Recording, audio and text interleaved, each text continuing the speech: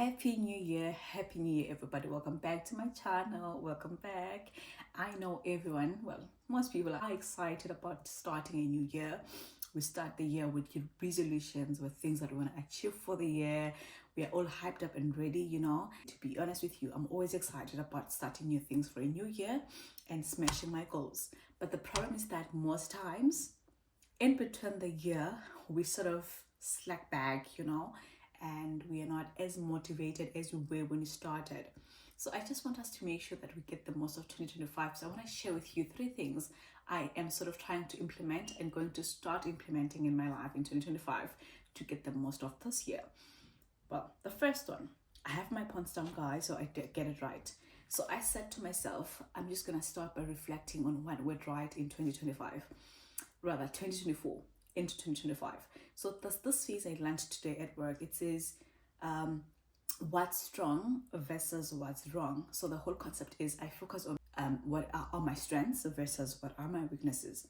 So I use my strengths and sort of try to identify the actions around them, the habits around them, the things that are consistently appearing in my routines around my strengths, and then focus on them and try to, magnify them in other areas of my life and try to implement them in other areas of my life.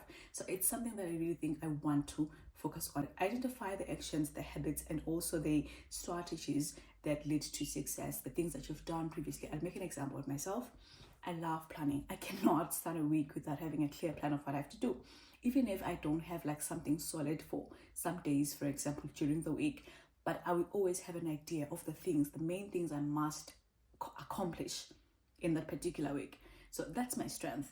But then now moving forward, how I can make the most of this strength is maybe having an accountability partner that I can report to and say, well, this is what I've set for the week. How far did I go with this? And track my progress. And someone who's going to just sort of hold me accountable.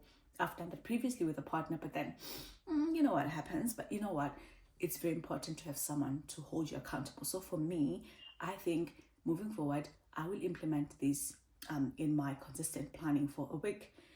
Like I've said, it's important that you highlight your achievements and then link the strengths associated with that achievement. For me, the achievement is consistently planning, and the strength associated with that is my resilience. I'm always resilient. I want to see something I've started. I want to take it to completion. Whatever I've started, it must end at some point. I must accomplish. I'm just fascinated by results. I want to see the results of something. So that resilience and that mentality for me is a strength associated with my consistent planning. So for me to achieve this, for me to see the results, I must lay a clear foundation or a clear structure on what I have to do from step 1 to step 2, etc. So please try that. Maybe you can just take a moment at this point and pause and think about maybe 3 things that were really, really great in your year 2024, and then link some strengths around that. Now, what we want to do is then make sure that we double down on what went right in this coming year, well, in this 2025. So what went right, I'm going to double on that. I'm going to highlight on that. I'm going to see how I can best implement this strategy or this strength in other areas where I fell short. The second one that I want us to look at is making sure that you focus on what you only can control. Guys, 2025 is not the year to focus on things we don't have control over. What you have control over is your habits, is your effort, it's your mindset. If you do not have control over these things in your life, then I promise you, we are less likely to be successful. Because I promise you, these 3 things mainly are the things that you have control over. You can change your mindset around any situation. How much effort you put into a situation is your decision and yours alone. The habits that you do on a daily basis, that entirely is in or within your control. So if you focus on the things that we can control and things that we don't control, rather don't have control over, let's not focus on them. For example, we can't be always complaining about the economy. Oh, the economy is so bad. So what we can do is focus on the things within our control. Well, what skills can I develop with the time that I have to be sort of competent in this economy? What can I learn? What ideas can I implement to start a business in this economy? All of those things. What is it that I can control in this big situation that I have no control over? So that's the mindset we're adopting in 2025. Approaching any relationship, approaching any situation, approaching any difficulties we have with friends, with family, even in our workplaces. Okay. Now, another thing that you normally always say is, why is this happening to me? Oh, I'm such a good person. Why are they doing this to me? I did so well last year. I deserve a promotion here at work. Blah, blah, blah, blah, blah, blah. You know, instead of complaining about a situation, you want to ask yourself, what is the situation trying to teach me? What is it that I can learn from the situation? I know easier said than done, but honestly, if we try to implement this habit, this mindset daily, it becomes a part of us at some point. This strategy is very important because it sort of adopts the solution-oriented approach, because if you have control over something, no matter how bad the situation may be, you're always going to think of the best way to approach it, the best way to handle it, because solution-oriented people are always driven by, what can I do from this? What can I learn from this? Rather, what can I do moving forward? What can I, change and do differently? I am looking for a solution in every problem. It becomes a part of you. It becomes a mindset that you adopt, and it makes your life even better. And I trust it's going to make your 2025 even better. Now, the last thing I want us to talk about, and it's my favorite, is discard annualized thinking. What do you mean by annualized thinking? Now, the whole concept of, oh my God, it's the new year, we have new resolutions, we are planning the year ahead, I have a list of goals that I want to achieve. I know we're all excited about that, but trust me, somewhere in between March, April, down all the way to September, you had planned that you wanted to start a podcast in 2025. March comes and you're like, well, I still have 9 months ahead of me. I can still do this. September comes, well, I still have a couple of months. I can start working on this. Now, November comes, what do?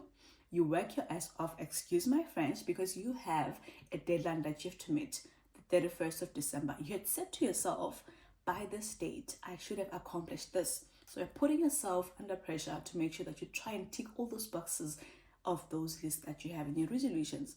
So that is not entirely bad, right? But think of it like this. I have this new approach that I want you to implement, the 12-week year. So the idea is that you have 4 years in 1 year. I know it sounds crazy, but the idea is that you're going to plan for the first 12 weeks of your year. Plan it like you're planning a year.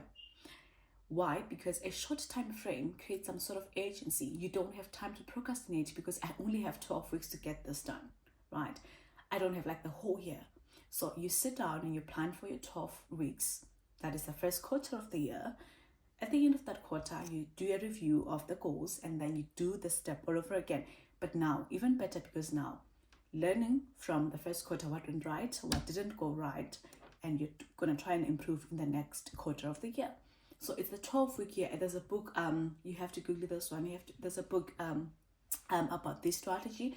I read about it a while ago, but I didn't really implement because it didn't make sense to me until last weekend when I attended an event where this was, implemented and we're part of the process. It was really, really amazing to see how much I can get done in just 12 weeks because honestly, I don't have any much time. I only have like 12 weeks. So every week counts, every day counts, literally every hour counts because I only have 12 weeks to get this done. So just, you have that bigger picture of the things you're achieving the year in general, but for a while, just sort of ignore that and try to plan for just the first 12 weeks. Just the first 12 weeks, like you would plan for a year. Work on those things. Make sure that obviously you link some actions next to the goals, and then make sure that you also do some sort of review or some sort of taking stock of the things that you said you're gonna do. So make sure that number one, as you exercise, write down a list, 3 priority goals for the first 12 weeks of the year. That is your first year, your first quarter of the year. Make sure that you link actions or plans next to each one of them. And make sure that lastly, you put an idea on how you're going to take stock. How are you going to track your progress throughout the year? Not just throughout the year. How are you going to track your progress during the first 12 weeks? So it could be something you do for like 30 minutes every Sunday and see how I've done this week, moving to the next week, because literally every week counts. You don't have time to procrastinate. You only have 12 weeks. So I really hope that these strategies I'm sharing with you today will make your 2025 a bit different. And I hope that we're going to make the most of our year moving forward. Number one, remember, We focus on the positives, on what we're good at, our strengths, what is strong versus what's wrong. Number 2, what is within my control? That's the only thing I'm focusing on. What is outside my control, I don't have energy for. And lastly, discard annualized thinking. Implement the 12-week year and see your life change in 2025. Hope to see you in the next one. Have a good night and bye.